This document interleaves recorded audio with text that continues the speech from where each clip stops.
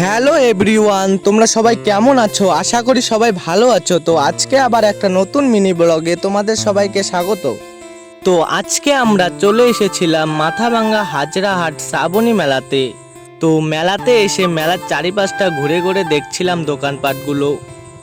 আজকে মেলাতে বেশি একটা ভিড় ছিল না, তো আর কি করব, কতক্ষণ হাঁটাহাঁটি করে তারপর চলে গেলাম মেলার একটা দোকানে বেলপুরি খেতে। তারপর আমরা বসে অপেক্ষা করছিলাম কখন আমাদেরকে বেলপুরি দেয়। তারপরে ফাইনালি আমাদের হাতে বেলপুরি দিয়ে দিল। ও খাওয়াতে আর দেরি কিসের, তো আমরা খাওয়া শুরু করে দিলাম। তো খেয়ে বলছি কিরকম টেস্টটা।